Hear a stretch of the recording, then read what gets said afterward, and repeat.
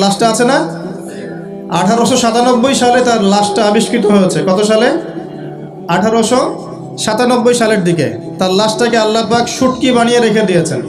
কেন রেখেছেন এই দলিলটাও কোরআনে আছে। ওই যে বললাম কোরআন সব কিছুর ব্যাখ্যা করেছে। ফেরাউনের লাশ কেন সংরক্ষণ করা হয়েছে এর দলিলও কোরআনে আছে।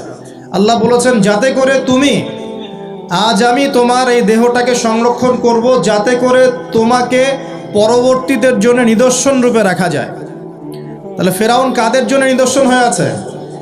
ফেরাউনের পরে যারা জালেম হিসেবে আসবে এই পৃথিবীতে, সেই জালেমদের জন্য ফেরাউনের লাশটা নিদর্শন হয়ে আছে। কিন্তু মানুষ নিদর্শন গ্রহণ করতে রাজি নয়, মানুষ শিক্ষা গ্রহণ করতে রাজি নয়। ফেরাউন কি আম কোনো ব্যক্তি ছিলেন না শাসক ছিলেন? তাহলে আম ব্যক্তিদের জন্য তিনি যতটা না বড় নিদর্শন, শাসকদের জন্য বড় নিদর্শন। যারাই পৃথিবীতে শাসন ক্ষমতার বলে জুলুম করবে তাদের জন্য ফেরাউন একটা নিদর্শন হয়ে থাকবে কিয়ামত পর্যন্ত। থাকবে কি না? লিতাকুনা লিমান খালফাকা আয়া, আল্লাহ বলেছেন যাতে করে তুমি পরবর্তীদের জন্য নিদর্শন হতে পারো, এই কারণে তোমার লাশটাকে আমি সংরক্ষণ করেছি। আল্লাহ পাক এটাও বলেছেন, কিন্তু বেশিরভাগ মানুষই আমার নিদর্শন সম্পর্কে গাফেল। বাস্তবতা তাই নয় কি? আচ্ছা, এখন ফেরাউনদের মতো বড় বড় জালেম নাই সারা বিশ্বে? তাদের জন্য নিদর্শন না শিক্ষা না? এটা শিক্ষা। দেখুন, আবু জেহেলকেও এই উম্মতের ফেরাউন বলা হতো। কেন? কারণ সে সত্যকে চিনেও প্রত্যাখ্যান করেছে। তাকে বদরের যুদ্ধে হত্যা করা হয়েছে। দুইজন ছোট ছোট কিশোর তাকে হত্যা করেছেন, দুইজন মুয়াজ। দুইজন কি? এই মুয়াজ নাম জানতেন? মুয়াজ নাম বরকতময় নাম। দুই মুয়াজ, সিরাতের গ্রন্থ পড়ে দেখবেন, আর রাহিকুল মাখতুম। দুইজন মুয়াজ, ছোট ছোট বাচ্চা যাদের বয়স 10 থেকে 15-র মধ্যে, 10 থেকে 15, এই দুই ভাই মিলে আবু জেহেলকে হত্যা করেছে। সুবহানাল্লাহ। এরপর আব্দুল্লাহ বিন মাসউদ রাদিয়াল্লাহু আনহু তিনি তার গর্দানটা কেটে রাসূলের সামনে উপস্থাপন করেছিলেন। সুবহানাল্লাহ। ওই গর্দান দেখে নবী সাল্লাল্লাহু আলাইহি ওয়াসাল্লাম বলেছিলেন যে এই হচ্ছে এই উম্মতের ফেরাউন। আবু জেহেলকে এই উম্মতের বলেন ফেরাউন। এখন আবু জেহেলের দলিল কি দিচ্ছি? আবু জেহেল যখন বদরের যুদ্ধ করতে গিয়েছিল তখন সে আগে যুদ্ধের মাঠে যায় নাই, সে আগে গিয়েছে কাবা ঘরে। কোথায় গিয়েছে? কাবাঘর তখনও ছিল কি না? কাবাঘর তখনও ছিল, এবং মানুষ তখনও হজ করত। বলতে পারেন যে কীরকম করে হজ করত? সেই হজের সিস্টেম আর আমাদের সিস্টেম এক ছিল না। তারা দাবি করতো যে তারা ইব্রাহিম আলাইহিস সালামের সুন্নাহ ফলো করছে, তারা দাবি করত। এই দাবির উপর ভিত্তি করে তারা কাবাঘরের ভিতরে 360টা মূর্তি ঢুকিয়েছিল। কয়টা? 360টা। এই মূর্তিগুলোর মধ্যে ইব্রাহিম আলাইহিস সালামের মূর্তিও ছিল, ইসমাইল আলাইহিস সালামের মূর্তিও ছিল। আসলে তারা তো আর জানতো না তারা কেমন দেখতে। তারা কি জানতো? একটা কাল্পনিক স্ট্যাচু তারা গঠন করেছিল এবং তার কাছে তারা সেজদা করত। তাদের ধারণা ছিল ইব্রাহিম আলাইহিস সালাম তো ভালো মানুষ না, তার কাছে চাইলেই আল্লাহর কাছে চাওয়া হবে। এমনটা আমাদের এখানে অনেকে মানুষের আকীদা আছে না, যে অনেক কবরে চলে গেছে মানুষ, তাদের আকীদা হচ্ছে এই মানুষ অনেক বুজুর্গ ছিল, তার কাছে চাইলেই আল্লাহর কাছে চাওয়া হয়। আকীদা একই কি না? এগুলো শিরকি আকীদা। চাবেন কার কাছে? সরাসরি কার কাছে? আল্লাহর কাছে। কিসের ওসিলায় চাবেন? নিজের নেক আমলের ওসিলায় চাবেন, আল্লাহ পাকে তাওহীদের ওসিলায় চাবেন, আল্লাহ পাকে আসমাউল হুসনার ওসিলায় চাবেন, আল্লাহ পাকে সিফত নাম এগুলোর ওসিলায় চাবেন। ইনশাআল্লাহ আল্লাহ পাক আপনার দোয়া কবুল করবেন। আল্লাহ পাক আমাদের সবার দোয়াগুলো কবুল করুন, বলি আমিন। এখন আবু জেহেল কাবা ঘরে গিয়ে কি করেছে? আবু জেহেল কাবা ঘরে গিয়ে আল্লাহকে বলছিল, আল্লাহুম্মা, ভালো করে শোনেন, আল্লাহুম্মা, হে আল্লাহ, ইন কুনতা তাআলাম, হে আল্লাহ আপনি যদি জানেন, আন্না মুহাম্মাদান আলাল হক, যে মুহাম্মদ সাল্লাল্লাহু আলাইহি ওয়াসাল্লাম সত্যের উপরে আছে, ফানসুরহু, তাহলে তাকেই সাহায্য করেন। কে দোয়া করছে এটা? কে দোয়া করছে? আচ্ছা, আবার বলছে, আল্লাহুম্মা, হে আল্লাহ, ইন কুনতা তাআলাম, আপনি যদি জানেন, আন্না নাহনুল কুরাইশ আলাল হক, আমরা কুরাইশরা সত্যের উপরে আছি, ফানসুরনা, তাহলে আমাদেরকে সাহায্য করেন। কে দোয়া করছে? এখন বলেন তো, আবু জেহেল আল্লাহ বিশ্বাস করে কিনা? আল্লাহ বলে যে একজন আছে, আবু জেহেল বিশ্বাস করে কিনা? তারপরে কেন সে মুশরিক হলো? কেন উম্মতের ফেরাউন হলো? কি কারণ? কারণ আল্লাহকে বিশ্বাস করা যথেষ্ট নয় যতক্ষণ না আপনি আল্লাহর বিধানের আনুগত্য করছেন। কথা কি বুঝতে পারছেন? আল্লাহর বিধানের আনুগত্য করার পরে আমি মুসলিম হচ্ছি। আল্লাহ পাকের বিধানের সামনে আত্মসমর্পণ করার মধ্য দিয়ে আমি কি হচ্ছি? মুসলিম হচ্ছি। যারা হিন্দু ভাই তারা কি বিশ্বাস করে না একজন ঈশ্বর আছেন? জিজ্ঞাসা করে দেখেন, বিশ্বাস করে না? অবশ্যই বিশ্বাস করে। যারা বলছে যে তিন খোদা আল্লাহ নাউজুবিল্লাহ, ঈসা আলাইহিস সালাম আর রুহুল কুদুস, যারা তিন খোদায় বিশ্বাস করে এমন মানুষ আছে না পৃথিবীতে? তাদের সংখ্যা কিন্তু কোটি কোটি, প্রায় 200-300 কোটি মানুষ এগুলো বিশ্বাস করে। তো ওরা কি আল্লাহ বিশ্বাস করে না? করে কি না? ওরা কি বিশ্বাস করে না যে একজন আল্লাহ বলে একজন আছে? যারা বুদ্ধিস্ট তারা কি বিশ্বাস করে না যে আল্লাহ বলে একজন আছে? যারা ইহুদি তারা কি বিশ্বাস করে না যে আল্লাহ বলে একজন আছে? তাহলে আল্লাহ বলে একজন আছে, উপরওয়ালা একজন আছে, এই বিশ্বাস যথেষ্ট নয় যতক্ষণ না আপনি সেই আল্লাহর বিধানের সামনে আত্মসমর্পণ করছেন। আর আত্মসমর্পণ মানে কি? কিছু অংশ মানবো, কিছু অংশ মানবো না। আত্মসমর্পণ মানে কি? যে কিছু অংশকে মানবো, বাকি অংশ ছেড়ে দিব। যেটুকু মানলে আমার সুবিধা হয় ওইটুকু মানবো, যেগুলো মানলে আমার সুবিধা হয় না এগুলো ছেড়ে দিব।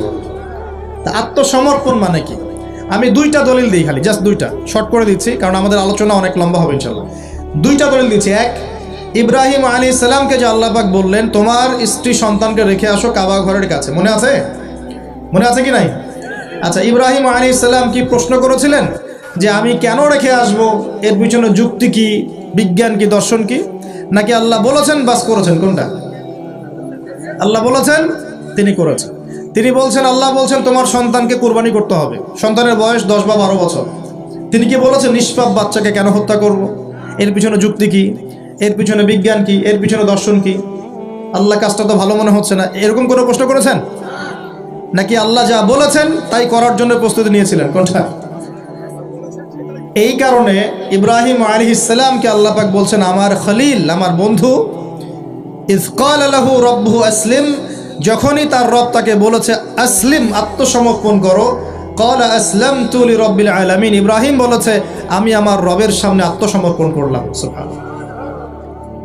এই হলো মুসলিম। আর ইব্রাহিম আলাইহিস সালাম তোমাদের পিতা, মুসলিম জাতির পিতা, হুয়া সাম্মাকুমুল মুসলিমিন, যিনি তোমাদের নামকরণ করেছেন মুসলিম। মা কানা ইব্রাহিম ইয়াহুদিয়্যান ওয়ালা নাসরানিয়্যা, ইব্রাহিম একজন ইহুদিও ছিল না, নাসারাও ছিল না। ওয়ালাকিন কানা হানিফাম মুসলিমা, তিনি ছিলেন একজন হানিফ, একনিষ্ঠ মুসলিম। তাহলে ইব্রাহিম কেমন মুসলিম ছিলেন? প্রশ্ন করা মুসলিম না আত্মসমর্পণ করা মুসলিম? এখন মুসলিমদেরকে বোঝাতে হয় নামাজের বৈজ্ঞানিক ব্যাখ্যা কি, তারপর নামাজ পড়ে। জাকাতের অর্থনৈতিক ভিত্তি কি, জাকাতের সামাজিক সুফল কি বোঝাতে হয়, তারপর জাকাত দেয়। রমজানের মেডিকেল ব্যাখ্যা কি, রোজা রাখলে শরীর কিভাবে ভালো থাকে, এগুলো বোঝানোর পর রোজা রাখে। বোঝাতে হয় যে আল্লাহ পাকের বিধান যেগুলো আছে, যেমন চোরের হাত কেটে ফেলা, হ্যাঁ, ধর্ষকের শাস্তি দেওয়া, মৃত্যুদণ্ড দেওয়া প্রকাশ্যে, এগুলো বোঝাতে হয় যেগুলোর সামাজিক পলিটিক্যাল ভিত্তি আছে, এগুলো দিলে সোশ্যালি শান্তি কায়েম হয়। বোঝানোর পরেও তারা মানতে চায় না। ইব্রাহিম আলাইহিস সালাম আল্লাহর আদেশ আসার সাথে সাথেই আত্মসমর্পণ করতেন। এই হলো মুসলিম। তাহলে ইসলাম কাকে বলে? আত্মসমর্পণ, নাকি কিছু অংশ মানবো আর কিছু অংশ মানবো না? এখন আমরা যে কিছু অংশ মানি কিছু অংশ মানি না, এটা দেখার জন্য আপনাকে রমজান মাস পর্যন্ত অপেক্ষা করতে হবে। কীরকম? রমজান মাসে দেখবেন যে নামাজ পড়লো মাশাআল্লাহ, তারাবির নামাজ, ব্যবসা করতে গিয়ে দেখবেন মাপে কম দিবে। তার মানে সে নামাজ ইবাদত বন্দেগীর জীবনে আল্লাহকে মানে ঠিকই, অর্থনৈতিক জীবনে আল্লাহকে মানে না।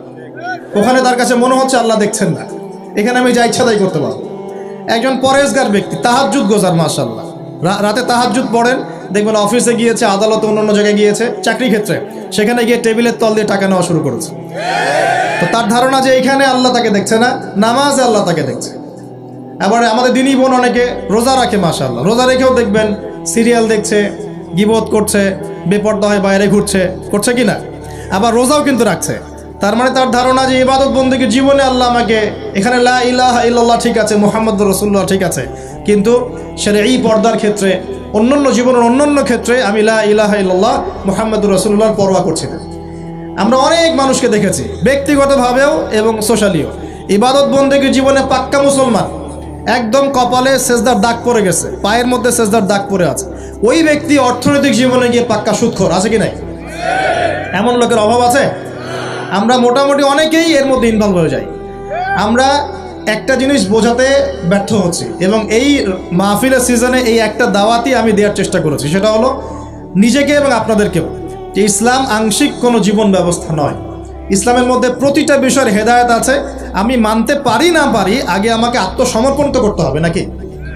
আমি হয়তো মানতে পারছি না, আমি জানি এই যুগে 100% ইসলাম পালন করা এত সহজ নয়। এটা কথা বলা সহজ, কিন্তু কাজ করা এতটা সহজ নয়। যদি করতে চাই পাহাড়ে চলে যাওয়া লাগবে, পাহাড়ে গরু ছাগল চড়াইতে হবে, ওখানে একদম ফিতনামুক্ত পরিবেশে নিজের চাষবাস করে খাইতে হবে, ছাগলের দুধ ধোয়াই খাইতে হবে, ওখানে আজান দেওয়া লাগবে, একামত দেয় আজান নামাজ পড়া লাগবে, ফিতনা থেকে দূরে থাকা লাগবে, তাহলে 100% পালন করতে পারবো হয়তো। এই সমাজে এই সামাজিক ব্যবস্থায় থেকে 100% ইসলাম পালন করা, যে বলবে সে মিথ্যা কথা বলছে। আমি যদি বলি আমি মিথ্যা কথা বলছি। 100% ইসলাম পালন করা এই যুগে এত সহজ নয়, এত সহজ নয়। কিন্তু আমি জানি সহজ নয়, কিন্তু আমরা তো নিয়াত করতে পারি নাকি, যে আল্লাহ আমি বিশ্বাস করি কোরআন এবং সুন্নাহই চূড়ান্ত এবং এর মধ্যেই জীবনের সব কিছুর হেদায়েত আছে। আল্লাহ আমি এর সামনে আত্মসমর্পণ করলাম, তুমি আমাকে পরিপূর্ণ জীবনে ইসলাম পালনের তৌফিক দাও আল্লাহ। এই দোয়াটা করা যায় তো, এই নিয়াতটা তো করা যায়। ইন্নামাল আমালু কি, ইন্নামাল আমালু বিন্নিয়াত, কাজের ফলাফল ডিপেন্ড করে কিসের উপরে, নিয়াতের উপরে। তো নিয়াতটা করি ইনশাআল্লাহ। এখন নামাজ পড়তে পারছি, কালকে দাড়িও রাখবো ইনশাআল্লাহ। কালকে দাড়ি রেখেছি, পাক্কা মুসল্লি হয়েছি, ফরজ আদায় করছি, কালকে সুন্নত নফলও পড়বো ইনশাআল্লাহ। নামাজ ঠিক হয়ে গেছে আলহামদুলিল্লাহ, তাহাজ্জুদ পর্যন্ত পড়ছি। আমার অর্থনৈতিক জীবনে সুদও ছাড়বো ইনশাআল্লাহ, ঘুষও ত্যাগ করবো ইনশাআল্লাহ, অন্যের সম্পদ আত্মসাৎ করাও বন্ধ করবো ইনশাআল্লাহ, দুর্নীতি বন্ধ করবো ইনশাআল্লাহ। আজকে আমি মুসল্লি হয়েছি, আমার পরিবারে পর্দাও কায়েম করবো ইনশাআল্লাহ। আমার পরিবার ঠিক আছে ইনশাআল্লাহ, আমি সামাজিক দায়িত্ব পেয়েছি, আমি আমার সাধ্যমতো সমাজে ইসলাম প্রতিষ্ঠার চেষ্টা করবো ইনশাআল্লাহ। চেষ্টা তো করতে হবে, আল্লাহ পাক চেষ্টা দেখবেন। যদি চেষ্টাটাও না করি আল্লাহর কাছে কি জবাব দিব, কি মুখ দেখাবো? আমাদের সবাইকে নবী সাল্লাল্লাহু আলাইহি ওয়াসাল্লামের সামনে মুখ দেখাতে হবে না? একবার দেখাতে হবে ইচ্ছায় হোক আর অনিচ্ছায় হোক, আর একবার দেখাতে হবে ঐচ্ছিকভাবে। বুঝাচ্ছি কিভাবে? ইচ্ছায় হোক আর অনিচ্ছায় হোক কোথায়? কবরে। কোথায়? সবাইকে দেখানো হবে, আমি আপনি এভরিবডি, সবাই দেখবে আমাদের নবী মুহাম্মদ সাল্লাল্লাহু আলাইহি ওয়াসাল্লামের এই নূরানি চেহারা, সবাই দেখবে ইনশাআল্লাহ। আল্লাহ পাক প্রশ্ন করবেন, ফেরেশতাদের মাধ্যমে প্রশ্ন করাবেন, মান হাযার রাজুল বুইসা ফীকুম, এই ব্যক্তিকে যাকে তোমাদের কাছে পাঠানো হয়েছিল। পৃথিবীতে যদি আমরা রাসূলের সুন্নাহ মতো চলতে পারি বা চলার চেষ্টা করি ইনশাআল্লাহ, সেই ব্যক্তি বলতে পারবে যে তিনি হচ্ছেন রাসূলুল্লাহ সাল্লাল্লাহু আলাইহি ওয়াসাল্লাম। আমি আল্লাহর কিতাব পড়ে জেনেছিলাম যে তিনি আল্লাহর রাসূল সাল্লাল্লাহু আলাইহি ওয়াসাল্লাম। আর যারা দুনিয়াতে চেষ্টা পর্যন্ত করবে না, তারা কি উত্তর দিতে পারবে? তাই মনে হয়। আর একবার হচ্ছে ঐচ্ছিক, এটা কেমন? রাসূল সাল্লাল্লাহু আলাইহি ওয়াসাল্লাম হাউজে কাউসারের সামনে দাঁড়িয়ে থাকবেন, আকাশের তারা যত বেশি তার চেয়ে বেশি হবে পানপাত্র, গ্লাস। তো নবী সাল্লাল্লাহু আলাইহি ওয়াসাল্লাম সবাইকে হাউজে কাউসারের পানি পান করাবেন। ওই দিন অন্য কোনো ব্র্যান্ডের পানি চলবে না, শুধু হাউজে কাউসারের পানি চলবে। মাম পানি, প্রাণ পানি, এসব পানি নাই, শুধু হাউজে কাউসারের পানি। কথা বুঝতে পারছি? কোনো ড্রিঙ্কস নাই, সফট ড্রিঙ্কস, হার্ড ড্রিঙ্কস, কোনো ড্রিঙ্কস নাই, শুধু কি হাউজে কাউসারের পানি। এই পানি ছাড়া কোনো পানি নাই। এই পানি যে খাবে, এই যে 50,000 বছরের সমান দিন, কিয়ামতের দিন, এই দিনে সে ইনশাআল্লাহ পিপাসার্ত হবে না, সে আর কোনোদিনও পিপাসার্ত হবে না ইনশাআল্লাহ। আর যে ব্যক্তি পান করতে পারবে না, তার কি অবস্থা সেটা বুঝতেই পারছেন। সবাইকে নবীজি পান করাতে থাকবেন, হঠাৎ পর্দা পড়ে যাবে, হঠাৎ একটা পর্দা পড়ে যাবে, অদৃশ্য পর্দা। নবীজি বলবেন, ইন্নাহুম মিন্নি, এরা তো আমার উম্মত। কেন পর্দা পড়ে গেল? আল্লাহ পাক জানিয়ে দিবেন, ইয়া রাসূলুল্লাহ সাল্লাল্লাহু আলাইহি ওয়াসাল্লাম, ইয়া নবী আল্লাহ, হে আল্লাহর নবী, আপনি জানেন না, ইন্নাকা লা তাদরি, আপনি জানেন না, মা আহদাসু বা'দাকা, আপনার ইন্তেকালের পরে এরা আপনার শরীয়তের মধ্যে কত নতুন নতুন বেদাত চালু করেছে, কত নতুন নতুন আমল চালু করেছে, আকীদা চালু করেছে, এটা আপনি জানেন না। ইন্নাকা লা তাদরি মা আহদাসু বা'দাক, সহিহ বুখারীর মধ্যে হাদিসে আসছে। নবীজি তখন বলবেন, সুহকান সুহকান, দূর হও দূর হও, লিমান গায়্যারা বা'দি, যারা আমার পরে দিনকে পরিবর্তন করেছো তারা দূর হয়ে যাও। প্রিয় ভাইয়েরা, আমরা নিয়াত করতে পারি তো ইনশাআল্লাহ যে আমরা জীবনের প্রতিটা ক্ষেত্রে রাসূলের সুন্নাহ মেনে চলার চেষ্টা করবো ইনশাআল্লাহ। এবং ইসলাম মানে আত্মসমর্পণ, আল্লাহর সামনে নিজের ইচ্ছাকে সমর্পণ করে দিব ইনশাআল্লাহ। কতটুকু পারবো না পারবো সেটা পরে, আগে আত্মসমর্পণ করব, ইনশাআল্লাহ আল্লাহ পাক রাস্তা দেখাবেন ইনশাআল্লাহ। বিশ্বাস করেন, যে ব্যক্তি চাইবে আল্লাহর কাছে মন থেকে, আল্লাহ আমি নামাজ পড়ছি, মাশাআল্লাহ আমি পর্দা কায়েম করেছি, আমি কোরআন তেলাওয়াত শিখছি, দিনের ফিকির করছি, দিন প্রচারের চেষ্টা করছি, আল্লাহ আমাকে তুমি সুদও ছাড়ার তৌফিক দাও, আল্লাহ অবশ্যই তাকে তৌফিক দেবেন ইনশাআল্লাহ। যে আল্লাহর কাছে যা চাইবে আল্লাহ পাক তাকে সেটাই দিবেন ইনশাআল্লাহ। একটা প্রবাদ আছে যে মানুষকে সে কারণেই সৃষ্টি করা হয়েছে, যে উদ্দেশ্যে সে, মানে যে গন্তব্যে সে ধাবিত হবে, ওই কারণেই মানুষকে সৃষ্টি করা হয়েছে। যদি আমরা জান্নাতের দিকে ধাবিত হতে চাই, দেখবেন ওই কাজগুলোকে আল্লাহ আপনার জন্য সহজ করে দিয়েছে। এটা হবে ইনশাআল্লাহ। আপনি শুধু একবার মন থেকে আল্লাহর দিকে ফিরে আসেন, আল্লাহ আপনাকে সময় দিবে, আল্লাহ আপনাকে রিজিক দিবে, আল্লাহ আপনাকে ওস্তাদ দিবে, আল্লাহ আপনাকে বন্ধু দিবে, আল্লাহ আপনাকে পরিবেশ দিবে, আল্লাহ আপনাকে দিন শেখা সহজ করে দিবে, হালাল রিজিকের পথ করে দিবেন, নেককার স্ত্রী দিবেন, নেককার সন্তান দিবেন, আল্লাহর পথে কাজ করার ট্র্যাক দিবেন, সবই আল্লাহ ব্যবস্থা করে দিবেন ইনশাআল্লাহ। এইটা ডিপেন্ড করে কার চাওয়া কত প্রগাঢ়, এর উপর ডিপেন্ড করে। যে যত বেশি জোর খাটিয়ে আল্লাহর কাছে চাইতে পারবে, আল্লাহ পাক তাকে তত বেশি দিবে ইনশাআল্লাহ তাআলা। তবে দিবেন এটা 100% ফিক্স করে রাখেন ইনশাআল্লাহ তাআলা। আল্লাহ পাক আমাদের সবাইকে পরিপূর্ণ মুসলিম হওয়ার তৌফিক এনায়েত করুন। প্রিয় ভাইরা, যেখানে ছিলাম, আইয়ামে জাহিলিয়াতে এমন শিরক ছিল 1 নাম্বার। 2, আইয়ামে জাহিলিয়াতে ঠিক এমনই সুদ ছিল। আমাদের সমাজে সুদ আছে না? এরকম সুদভিত্তিক অর্থনৈতিক সিস্টেম ছিল আইয়ামে জাহিলিয়াতের মধ্যে। 3 নাম্বার ছিল মাদক। আমাদের সমাজে মাদক আছে না? মাদকের ছড়াছড়ি নাই। এখনকার যুব সমাজে 3টা বড় প্রবলেম। কয়টা? 3টা। একটা হচ্ছে পর্নোগ্রাফি। একটা কি? পর্নোগ্রাফি। অলমোস্ট এভরিবডি, সবাই পর্নোগ্রাফিতে আসক্ত, অলমোস্ট এভরিবডি। 2 নাম্বার হচ্ছে মাদক। এই যে মাদকের সাথে সবাই না হলেও সমাজের একটা বড় অংশের যুব সমাজ কিন্তু আসক্ত হয়ে আছে। 3 নাম্বার হচ্ছে ফ্রি মিক্সিং, মানে নারী পুরুষের অবাধ মেলামেশা। এই সমস্যাগুলো যুব সমাজকে আজকে গ্রাস করে খাচ্ছে। এরপরে আরও কিছু প্রবলেম আছে, যেমন বেকারত্ব, হতাশা, জীবনের উদ্দেশ্য থেকে বিচ্যুত হয়ে যাওয়া, পারিবারিক চাপ, মিউজিক, তারপরে বন্ধুদের, খারাপ বন্ধুদের পাল্লায় পড়া, সঙ্গদোষ, কিশোর গ্যাং, এরকম কিছু প্রবলেমস আছে। তবে যুবকদের সমস্ত প্রবলেমস সলভ করার জন্য আপনারা অনেক ট্র্যাক দেখাতে পারেন। আমি আমার জায়গা থেকে মাত্র 2টা সলিউশন দেবো। কয়টা ভাই? এই 2টার উপর আমল করেন। 40 দিন আমল করবেন। কয়দিন? প্রেসক্রিপশন করছি, মাত্র 40 দিন। যদি 40 দিন আমল করার পরে যুব সমাজ এখান থেকে বের না হতে পারে, তারপরে আমার সাথে যোগাযোগ করেন, আমার কথা বলেন যে ভাই আপনার কথা কাজ হয় নাই, এটা বলে দেখে নাও। লক্ষ লক্ষ যুবকের জীবন এভাবে চেঞ্জ হয়েছে, লক্ষ লক্ষ, 1টা 2টা না। ইনশাল্লাহ আপনারটাও হবে ইনশাল্লাহ। লক্ষ লক্ষ যুবকের জীবন পরিবর্তন হয়েছে এবং এমন এমন জায়গায় গিয়ে এই কথাগুলো পড়ছে, আমিও জানি না কোথায় গিয়ে কথাগুলো পড়ছে। যেমন আজকে যে এয়ারে আসছিলাম, বাংলাদেশের একটা বড় কোম্পানির একজন এমডি আমারই হয়তো পাশে বসেছিল, আমি চিনতে পারি নাই, সে আমাকে চিনেছে। নামার সময় আমাকে বলছে যে আপনি আমার কার্ডটা রাখেন, কোনো একদিন হয়তো আমি আপনার কাজে আসতে পারি। তা আমি তার কার্ডটা রেখে দিয়েছি। তিনি বলছেন যে আপনার লেকচার শুনে আমি 3টা কাজ করেছি। 1, হজ ফরজ হয়েছিল আমার উপরে, হজ করেছি। 2, আমি বড় একটা সুদী কোম্পানির মধ্যে ছিলাম, আমি সুদের সমস্ত সম্পদ দান করে দিয়েছি। সুদ তো ছেড়ে দিয়েছি, সুদের সমস্ত সম্পদও দান করে দিয়েছি। আর 3 নাম্বার, নামাজে গাফেল ছিলাম, নামাজ ধরেছি। তো আমি কিন্তু তাকে চিনিও না এবং তিনি কত বড় কোন কোম্পানির এমডি তাও জানি না। এরকম নিঃসন্দেহে এই কথাগুলো লক্ষ লক্ষ কোটি কোটি মানুষের কলিজার মধ্যে আসার করবে ইনশাআল্লাহ তাআলা। আমি জাস্ট 2টা সলিউশন বলবো, অনেক বেশি কথা বলবো না। প্রিয় যুবক ভাই, আপনার সলিউশন এই বেকারত্ব, মাদক, মেয়ের প্রতি আসক্তি, হতাশা, চাকরি না পাওয়া, এই যে ব্যাপারগুলো, পারিবারিক চাপ, তারপরে আপনি মাঝে মাঝে হয়তো একটু এগ্রেসিভলি একটু গুন্ডাগার্দি করছেন, নাউজুবিল্লাহ, এই যে প্রবলেমসগুলো, এগুলো সলভ আপনাকে 2টো জিনিস করবে। 1, আপনি জাস্ট 5টা ওয়াক্ত নামাজ জামাতে পড়ার চেষ্টা করেন। একটা 5 ওয়াক্ত মানে 5 ওয়াক্তই, মানে আপনাকে ফজরে উঠতে হবে, এশার নামাজও পড়তে হবে। ফজরে উঠতে হলে যদি আপনাকে সারা রাত জেগে থাকতে হয় তাহলে জেগে থাকবেন, যদি আর্লি ঘুমাতে হয় তাহলে আর্লি ঘুমাবেন। 2টা সলিউশন। মানে এখন তো অনেকেই রাত চলে যায় 3টা, 3:30, 4টা পর্যন্ত জেগে থাকে এখানে, কারণ এখন তো দিন রাত হয়ে গেছে, রাত দিন হয়ে গেছে, তাই না? এটা ক্ষেত্র বিশেষে জায়েজ হতে পারে, কিন্তু সবসময় এটা করা যাবে না। যেমন রমজান মাস, দেখা যায় রাতের বেলা অনেকে ইবাদত করে না, একবারে ফজরের নামাজ পড়ে হয়তো জিকির আজকার তেলাওয়াত করে মানুষ ঘুমায়, এটা আলাদা বিষয়, কিন্তু সারা জীবন তো এই কাজটা করা যাবে না। যাবে তো আর্লি ঘুমানোর চেষ্টা করা ভালো। যদি না পারেন, যদি আপনার রাত জাগতেই হয়, তাহলে ফজরের নামাজটা পড়ে অ্যাটলিস্ট ঘুমাবেন, ঠিক আছে? 1 নাম্বার, 5 ওয়াক্ত নামাজ জামাতে। যদি জামাত না পান, বাসায় যদি জামাত না পান, তাহলে পরবর্তীতে কাউকে নিয়ে জামাত করে নেবেন। একবারই পান নাই, ঘুমিয়েছিলেন, কোনো সফরও ছিলেন বা ইত্যাদি, আপনি একা হলেও পড়ে নেবেন। 5 ওয়াক্ত নামাজ ছাড়বেন না, ওয়াদা করেন আজকে 5 ওয়াক্ত নামাজ কেউ ছাড়বেন না, ওয়াদা করেন। আল্লাহ পাক কবুল করুন, বলি আমিন। এই নামাজ, ইন্না সালাতা তানহা আনিল ফাহশাই ওয়াল মুনকার, আল্লাহ পাক নিজে বলেছেন এই নামাজ সমস্ত পাপের কাছ থেকে তোমাকে দূরে রাখবে ইনশাআল্লাহ, ইনশাআল্লাহ। আর একটা কথা মনে রাখবেন, যে নবীর শান শওকত নিয়ে আমরা আলোচনা করেছি এবং করতে যাচ্ছি।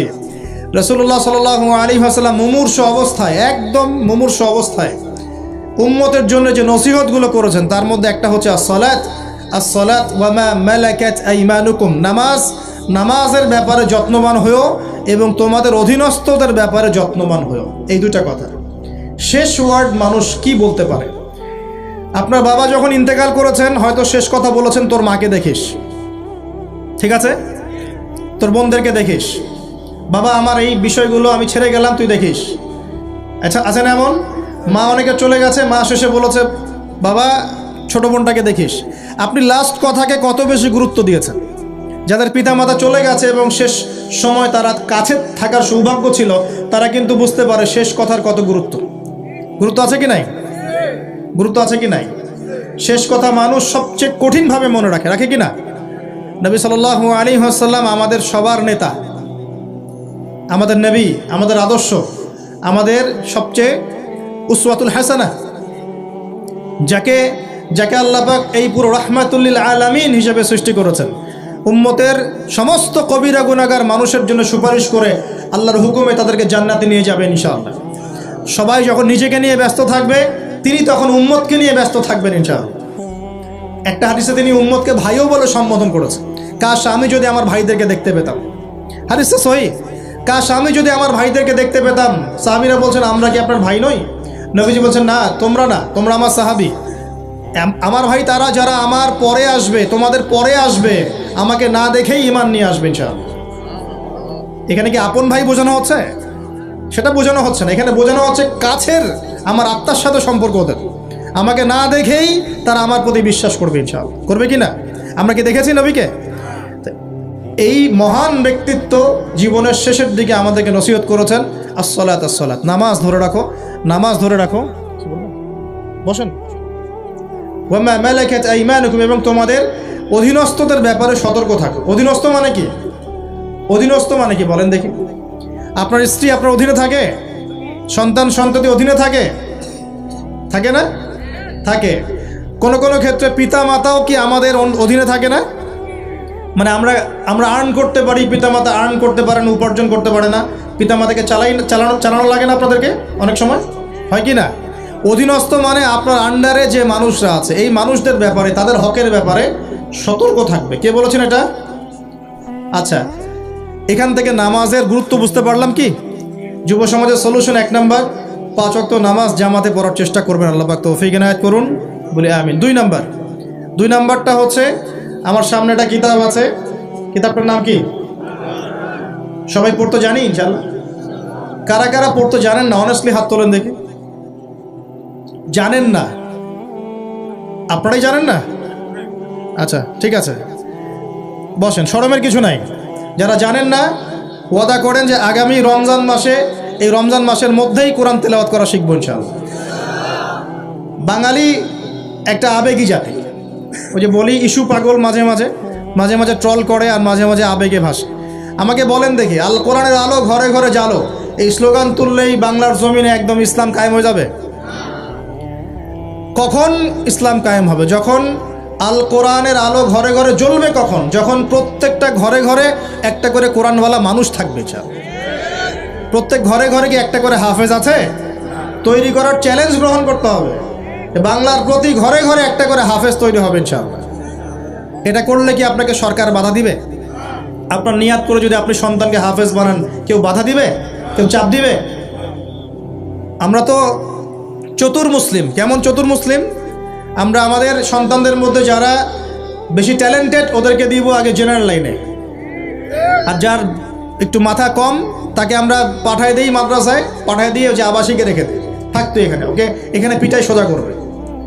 আপনাদের কি মনে হয় যে কোরআন সুন্নাহর জ্ঞানটা অর্জন করার জন্য মাথায় ঘিলুর দরকার নাই? এমনটা মনে হয়? কোরআন এবং সুন্নাহর জ্ঞান অর্জন করতে সবচেয়ে বেশি প্রজ্ঞা লাগে, সবচেয়ে বেশি মাথা কাটাতে হয়। সবচেয়ে ট্যালেন্টেড ছেলেটাকে দেয়া লাগতো কোরআন। আমরা উল্টা চলি।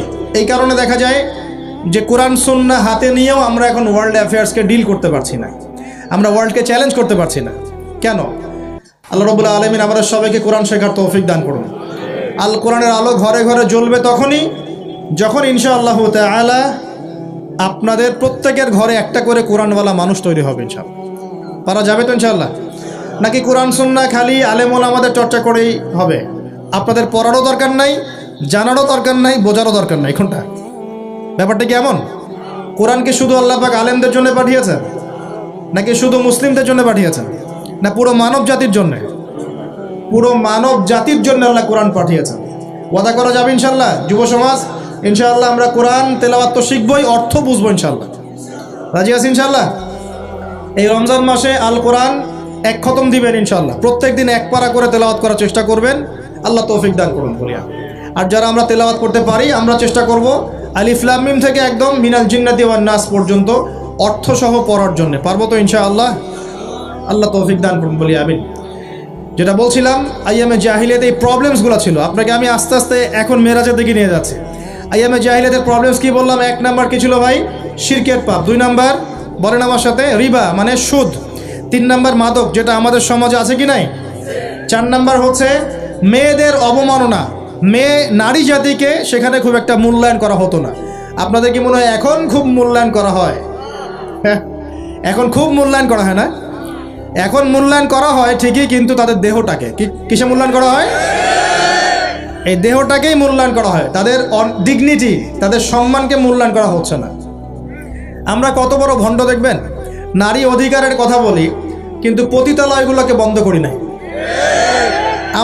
আমরা যদি সত্যি তাদেরকে ভালোবেসে থাকি, তারা যদি আমাদের সমাজের অংশ হয়, আমাদেরই কারো মা, কারো বোন, কারো আত্মীয় হয়ে থাকে, তাহলে আমরা কি আমাদের অর্থ দিয়ে তাদেরকে কর্মসংস্থানের ব্যবস্থা করে দিতে পারতাম না?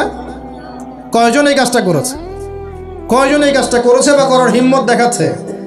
ওদেরকে রেখেও দিবে, তাদেরকে ভোগও করবে, করে আবার ওদের অধিকারের আন্দোলনও করবে। কত বড় ভণ্ড জাতি, চিন্তা করবে। আমরা একটু নিয়াত করতে পারি তো যে আমরা আমাদের অর্থ সম্পদ থেকে আমরা প্রয়োজনে আমাদের পলিটিক্যাল পাওয়ার কাজে লাগিয়ে, আমাদের এখানে যারা অনেস্ট মেম্বার, চেয়ারম্যান, এমপি সাহেব থাকবেন, তাদের পলিটিক্যাল পাওয়ারটাকে কাজে লাগিয়ে আমরা আমাদের এলাকাগুলোর মধ্যে সমস্ত অনৈতিক কাজগুলো বন্ধ করে দেব ইনশাআল্লাহ। এবং ওইকে আমরা ভালো কোনো কর্মসংস্থানের ব্যবস্থা করে দেব। দেখবেন কোনোদিনও শেষের ছাই পথে পা বাড়াবে না ইনশাআল্লাহ। কোনো মেয়ের কি এই কাজ করতে ভালো লাগে আপনার মনে হয়?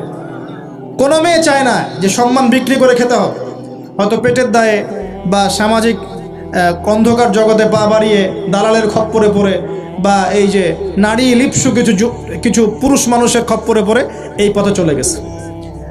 এরা যদি আমাদের আত্মীয় হতো, আমাদের বংশের কেউ হতো, আমাদের কারো মা, কারো বোন, কারো স্ত্রী হতো, তাহলে কি আমরা সমাজে মুখ দেখাতে পারতাম? ইয়াজুজ আর মাজুজ সারা বিশ্বে ফাসাদ সৃষ্টি করবে। সূরা কাহফ পড়ে দেখেন, ইন্না ইয়াজুজ ওয়া মাজুজ মুফসিদুনা ফিল আরদ। ইয়াজুজ আর মাজুজ সারা পৃথিবীতে ফাসাদ, ফিতনা ছড়াই দিবে। এরা কি সারা পৃথিবীতে ফিতনা ছড়াই দেয় নাই? আমি কিন্তু বলছি না যে এরাই ইয়াজুজ মাজুজ, আমি কিন্তু এই কথা বলি না। বলছি ইয়াজুজ মাজুজের চরিত্র এদের মধ্যে পাওয়া যায়। বিশ্বের প্রত্যেকটা জায়গায় ফাসাদ সৃষ্টি করে দিছে। কখন কোন দেশকে কোন দেশের সাথে লাগাই দেওয়া যাবে, কার মধ্যে ফিকশন লাগে অস্ত্র বিক্রি করা যাবে, কোথায় কোন খনি আছে দখল করা যাবে, কোথায় কোন মুসলিম আছে ওদেরকে বোম্বিং করা যাবে, কোথায় কারাগারে নিয়ে মুসলিমদেরকে টর্চার করা যাবে, শান্তিপূর্ণ মুসলিম কান্ট্রির মধ্যে কেমন করে জঙ্গি ইস্যু তৈরি করা যায়, সারাদিন এই ফিকির করে বেড়ায় মাথার মধ্যে। এখন সব কিছু বাদ দিয়ে এখন শিক্ষাক্ষেত্রেও মাথা ঢুকানোর চেষ্টা করছে। তো এখন দেখেন, আমরা কি পশ্চিমাদের দাসত্ব করব? আমাদের সামনে কোরআন সুন্নাহ নাই। আমরা যদি আমাদের মেধা, আমাদের ঐক্য, আমাদের সম্পদকে কাজে লাগাতে পারি, ওরা আমাদের দাসত্ব করবে ইনশাআল্লাহ। আপনাদের কি মনে হয় এগুলো শুধু স্লোগান দিচ্ছে? 1150 বছর, 1200 বছর এই বিশ্বটাকে মুসলিমরা শাসন করেছে। ইতিহাস পড়ে দেখেন না একটু। রাসূল সাল্লাল্লাহু আলাইহি ওয়াসাল্লামের নবুয়ত থেকে নিয়ে, এই মক্কা বিজয় থেকে নিয়ে প্রায় 1100-1200 বছর এই বিশ্বটাকে শাসন করেছে মুসলিমরা। এই ইতিহাসগুলো মুসলিম যুবকদেরকে কারা শেখাবে, কারা বলবে, কে মনে করাই দিবে? বিগত 100 বছরে আজকে আমাদের এই অবস্থা হয়েছে। কেন হয়েছে? এই যে বললাম, আমরা তাওহীদ থেকে সরে আসছি, সুন্নত থেকে সরে আসছি, আমরা এখন মাদকের পিছনে ছুটছি, আমরা নামাজ ছেড়ে দিয়েছি, কোরআন ছেড়ে দিয়েছি। এই যে দেখেন কতজন মানুষ হাত তুললো যে কোরআন পড়তে পারে না, অথচ সাহাবীদের যুগে মনে হয় মশাল নিয়ে একজনকে খুঁজে পাওয়া যাবে না যে কোরআন পড়তে পারে না। ওই যে আপনার আন্দালুসের একটা ঘটনা আছে, বাদশাহ মেয়ের বিয়ে দিবে, এখন সবাইকে বলেছে যে আমি মেয়ের বিয়ে দিব, ছেলে খুঁজতেছি। এখন আমি চাই যে একজন হাফেজে কোরআন ছেলের সাথে আমার মেয়ের বিয়ে দিব। যাদের ঘরে হাফেজে কোরআন ছেলে আছে সবাই রাত্রেবেলা মশাল জ্বালাবে, একটা করে মশাল জ্বালিয়ে রাখবা। এখন বাচ্চা রাতের বেলা গভীর রাতে এই টাওয়ারের উপর উঠেছে, উঠে দেখে তার রাজ্যের প্রতিটা বাসায় মশাল জ্বলছে, মানে সবাই কোরআনে হাফেজ। পরের দিন শর্ত দিল যে সবাই তো কোরআনে হাফেজ, এখন আমি কার সাথে আমার মেয়ের বিয়ে দেবো? কোরআনের মুফাসসির যারা তার সাথে দেব। পরের দিন যখন উনি টাওয়ারে উঠেছেন, দেখেন যে সব ঘরে মশাল জ্বলছে, এখন সবাই কোরআনে তাফসীর করতে যাবে। তারপর দিন আরও কঠিন শর্ত দিয়েছে যে হাদিসের উপর গবেষণা কারা করেছে, হাদিস বেত্তা কারা, এবার কোরআন হাফেজ, তাফসীর এবং হাদিস জানে কারা। এবার দেখা গেছে অর্ধেক আলো জ্বলতেছে ঘরে, পুরো দেশের অর্ধেক আলো জ্বলতেছে। এইভাবে প্রায় 8-10টা ধাপে ধাপে তিনি জামাই সিলেক্ট করেছেন। জামাই পেতে এত কষ্ট, সবাই ভালো মানুষ, এর মধ্যে ভালো কোথায় খুঁজে বের করুন। তো দেখেন আমরা যে ইসলাম থেকে সরে আসছি, এই কারণে আজকে বিগত 100 বছরে আমাদের এই অবস্থা হয়েছে। আল্লাহ পাক আমাকে এবং আপনাদের সবাইকে 5 ওয়াক্ত নামাজি বানায় দেন, দোয়া করি। এই নবীর সুন্নতের পাবন বানিয়ে দেন, পরিপূর্ণ ইসলাম পালনের তৌফিক দান করেন এবং পরিস্থিতি বুঝে ইসলামকে নিয়ে মধ্যম পন্থা এগিয়ে যাওয়ার তৌফিক দান করেন এবং শৈথিল্যতাবাদীও হবেন না, চরম পন্থাও যাবেন না। এই দুটো পথই খারাপ। এগ্রেসিভলি কিছু করে কোনো লাভ নাই। আর আপোষে একটা কান্ট্রির মধ্যে, রাষ্ট্রের মধ্যে আপোষে মারামারি কাটাকাটি করে কোনো ফায়দা নাই, বরং উম্মার ঐক্যটা নষ্ট হয়ে যাবে। বরং সবার জন্য শুভ কামনা রাখবেন, সবার জন্য দোয়া করবেন। কারো যদি ভুল হয় সেটাকে গঠনমূলকভাবে মন থেকে মহব্বত নিয়ে ধরায় দেওয়ার চেষ্টা করতে হবে। আল্লাহ রাব্বুল আলামিন আমাদের সবার মধ্যে ঐক্য দান করুন, বলি আমিন। এইরকম সমস্যায় জর্জরিত সমাজে 4টা, আরেকটা প্রবলেম ছিল গোত্রীয় হানাহানি। 5টা প্রবলেম হচ্ছে: 1 শিরক, 2 নম্বর মাদক, 3 নম্বর সুদ, 4 নম্বর মেয়েদের অবমাননা, আর 5 নম্বর হচ্ছে আপনার গোত্রীয় হানাহানি, মানে মারামারি কাটাকাটি করতো তারা। এই প্রবলেমসগুলো কি এখনকার যুগে নাই? এখনকার বিশ্বে নাই? আচ্ছা, এরকম একটা সমাজে আমাদের নবীকে আল্লাহ পাক নবী করে পাঠালেন, বলেন সুবহানাল্লাহ।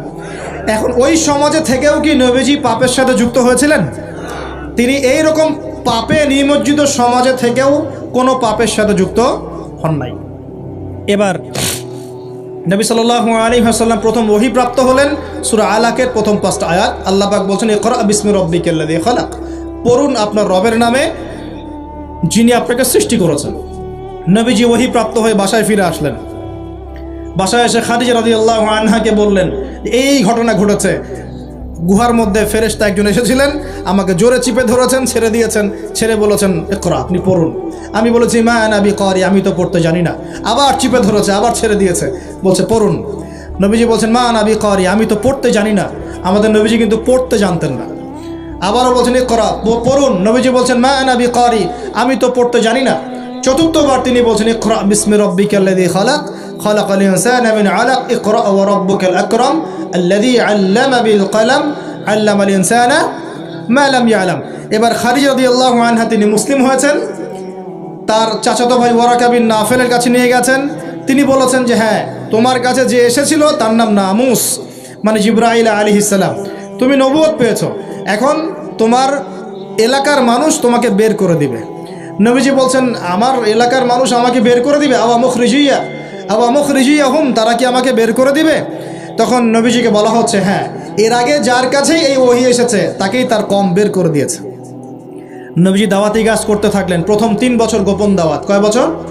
প্রথম 3 বছর গোপনে দাওয়াত। এই 3 বছরে তৈরি হয়েছে আবু বকর সিদ্দিক, আপনার উসমান বিন আফফান, আব্দুর রহমান বিন আউফ, তালহা বিন উবাইদুল্লাহ, জুবাইর বিন আওয়াম, হ্যাঁ, এই যে যায়েদ ইবনে হারেসা, বেলাল আল হাবাশি, এরকম সাহাবী, আব্দুল্লাহ বিন মাসউদ, জাফর ইবনে আবি তালেব, আলী ইবনে আবি তালেব, এমন প্রায় 40 থেকে 80 জন সাহাবী ইসলাম কবুল করেছেন, বলেন আলহামদুলিল্লাহ। এরপর 4র্থ বছর থেকে প্রকাশ্যে দাওয়াত দেওয়া শুরু হলো। যখনই প্রকাশ্যে দাওয়াত দেওয়া শুরু হলো, তখনই নবী সাল্লাল্লাহু আলাইহি ওয়াসাল্লামের প্রতি জুলুম, নির্যাতন চাপিয়ে দেওয়া হলো।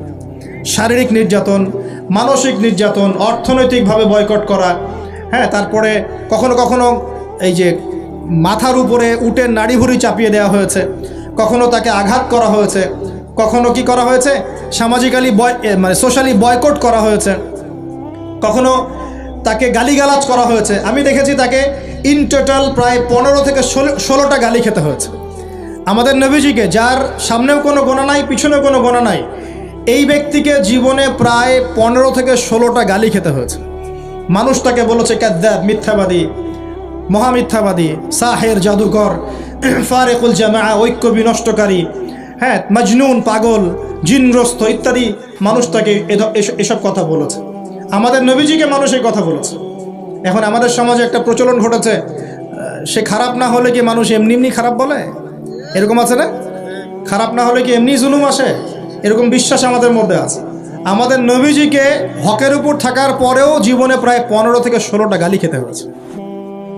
তারপরে আমি স্টাডি করে দেখেছি, তাকে জীবনে প্রায় 14 থেকে 15 বার মানুষ হত্যা করার চেষ্টা করেছে। কতবার? 14 থেকে 15 বার। এমনকি মক্কা বিজয়ের দিন যখন তিনি কাবা ঘর তাওয়াফ করছিলেন, ওই সময় একজন ব্যক্তি ভিতরে ছুরি নিয়ে এসে তাকে মারার চেষ্টা করেছিল।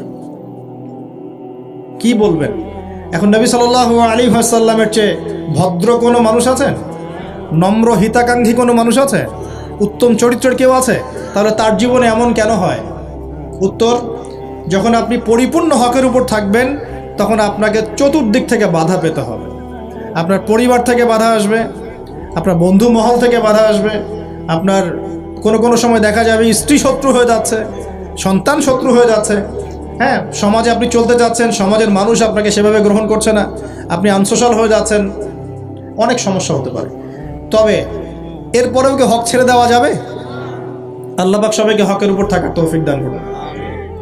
এখন এইভাবে চলতে চলতে এক পর্যায়ে নির্যাতনের মাত্রা এত বেশি হলো যে সাহাবীরা নবীর কাছে এসে বলছেন, ইয়া রাসূলুল্লাহ, তাদের প্রতি বদদোয়া করেন যাতে আল্লাহ তাদেরকে ধ্বংস করে দেন। তখন নবীজি বলছেন, দেখো তোমরা খুব তাড়াহুড়া করছো, আমি তোমাদেরকে জানিয়ে দিচ্ছি আল্লাহ পাক এই দিন ইসলামকে মাশরিক মাগরিব পর্যন্ত পৌঁছে দিবেন। এমনকি একটা কাঁচা ঘর, একটা পাকা ঘর বাদ থাকবে না যেখানে আল্লাহ পাক লা ইলাহা ইল্লাল্লাহ কালিমা ঢুকিয়ে দেবেন না। কিন্তু তোমরা খুব তাড়াহুড়া করছো।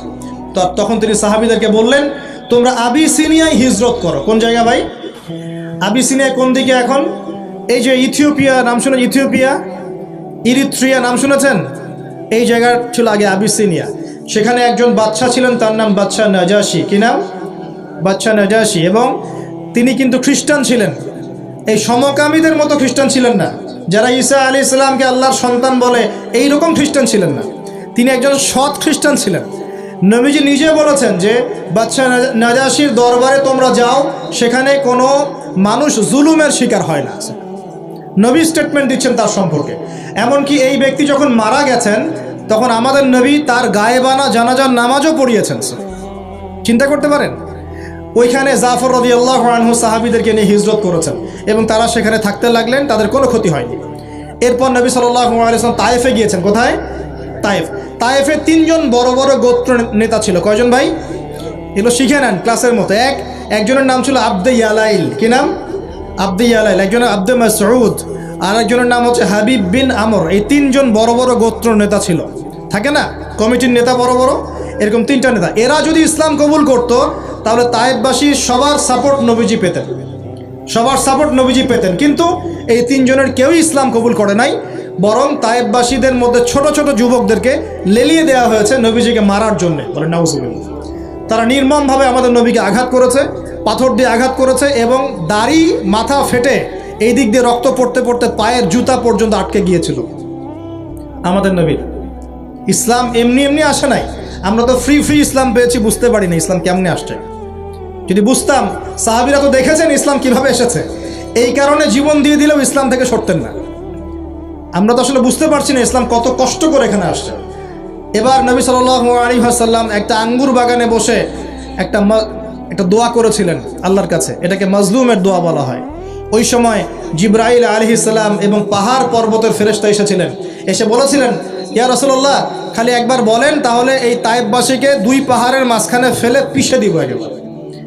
নবীজি বলছেন, বাল আরজু, বরং আমি এটা আশা করি আইয়ুখরিজাল্লাহু মিন আসলাবিহিম কওমান, আল্লাহ পাক তাদের ঔরস থেকে এমন সম্প্রদায় নিয়ে আসুক, আল্লাযীনা ইয়াবুদুনাল্লাহ, যারা আল্লাহর ইবাদত করবে, ওয়ালা ইউশরিকুনা বিহি শাইআ, এবং তারা আল্লাহর সাথে কাউকে শরীক করবে না।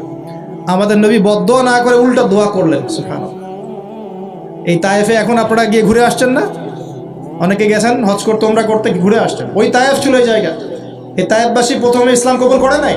এরপরে নবী সাল্লাল্লাহু আলাইহি ওয়াসাল্লাম কোনো রকমে মক্কা এসেছেন। আসার পরে তার যে 2 জন আশ্রয়স্থল, কয়জন ভাই? একজন হচ্ছে চাচা আবু তলেব, নাম মনে আছে? সবাই নবীজির এগেনস্টে চলে, আবু তলেব তাকে প্রোটেক্ট করেন। মনে করেন যে আমাদের এলাকায় একজন এমপি সাহেব আছেন বা মেম্বার বা চেয়ারম্যান সাহেব আছেন, যিনি সবাই ইসলামের বিরোধী হলেও তিনি ইসলামের পক্ষের মানুষ। তখন ইসলামপন্থীরা সুবিধা পাবে না? একটু হলেও সুবিধা পাবে কিনা? একটু সাপোর্ট পাবে কিনা? চাচা আবু তালেব ছিলেন এমন মানুষ, সমাজের সবাই রাসূল সাল্লাল্লাহু আলাইহি ওয়াসাল্লামকে ভালো মন্দ বলছে। আবু জেহেল, আবু লাহাব, উতবা, সায়বা এরা সবাই ভালো মন্দ বলছে, খারাপ বলছে এবং তার বিরুদ্ধে চক্রান্ত করছে, কিন্তু আবু তালেব তাকে সাহায্য করছে। এই আবু তালেব ইন্তেকাল করলেন, ইন্না লিল্লাহি ওয়া ইন্না ইলাইহি রাজিউন। ঠিক আবু তালেব ইন্তেকাল করার 3 দিন বা 7 দিনের মধ্যেই নবী সাল্লাল্লাহু আলাইহি ওয়াসাল্লামের প্রিয়তম স্ত্রী ওই যে খাদিজা রাদিয়াল্লাহু আনহা, যিনি তার ভালোবাসা, যার প্রেম, যার মমতা, যার স্নেহ, সম্পদ সব দিয়ে নবী সাল্লাল্লাহু আলাইহি ওয়াসাল্লামকে সাপোর্ট দিয়েছেন, উনিও ইন্তেকাল করলেন, ইন্না লিল্লাহি ওয়া ইন্না ইলাইহি রাজিউন। মাত্র 3 দিন বা 7 দিনের ব্যবধানে। চিন্তা করেন তো সিচুয়েশনটা কেমন হতে পারে, কেমন লাগতে পারে তখন? একে তো সামাজিক চাপ, অর্থনৈতিক চাপ, এই কাফের মুশরিকদের চাপ, তার মধ্যে মক্কায় কোনো রকম আসলাম, তায়েফ থেকে কেবল আসা হয়েছে। আসার পরেই এই ঘটনাগুলো ঘটে গেল, প্রিয়তম স্ত্রীও চলে গেলেন, আবু তালেবও চলে গেল। আমাদের মতো কোনো যুবক হলো তো আত্মহত্যা করে ফেলত।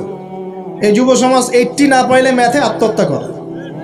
তোমরা শিখো নবী সাল্লাল্লাহু আলাইহি ওয়াসাল্লামের মানসিক ক্ষমতা কত বেশি ছিল, তার মানসিক স্ট্রেংথ কত কত কত ডেপথ ছিল, তার মাথার মধ্যে মানসিক ক্ষমতা কত বেশি ছিল। তিনি চ্যালেঞ্জ ফেস করতে পারতেন, শক্ত মানুষ ছিলেন, হাতটা ছিল নরম তুলতুলা, নবীজির হাত ছিল নরম তুলতুলা, একদম নরম। সাহাবীরা বলেছেন মুসাফা করলে মনে হতো একদম রেশমের মতো তুলতুলা নরম হাত, কিন্তু সেই হাতে যখন তিনি তরোয়াল ধরতেন শক্ত হয়ে যেত। কথা বুঝতে পারছেন না মনে হয়? নরম হাতের অধিকারী, কিন্তু ভিতরের কলব ঈমান একদম চট্টানের মতো, পাহাড়ের মতো শক্ত, মানসিক ক্ষমতা পাহাড়ের মতো শক্ত। প্রথম কথা, 5 ওয়াক্ত নামাজ হাদিয়া এসেছে, ছাড়বো কি ইনশাআল্লাহ? আল্লাহ পাক সবাইকে 5 ওয়াক্ত নামাজ পড়ার তৌফিক এনায়েত করুন, বলি আমিন। 2 নাম্বার, সূরা বাকারার যে শেষের আয়াতগুলো সেগুলো আমল করবো তো ইনশাআল্লাহ? আল্লাহ তৌফিক এনায়েত করুন, বলি আমিন। তৃতীয়ত হচ্ছে শিরকের পাপে লিপ্ত না হলেই জান্নাতে যাবো ইনশাআল্লাহ। শিরকের পাপে লিপ্ত হবেন কখনো? আল্লাহ পাক শিরক কি কেন বোঝার তৌফিক দান করুন, শিরক মুক্ত আমল করার তৌফিক দান করুন। যে শাস্তিগুলো দেখে এসেছেন নবী সাল্লাল্লাহু আলাইহি ওয়াসাল্লাম, আমাদের মা বোনদেরকে কি বেপরদায় রাখবো?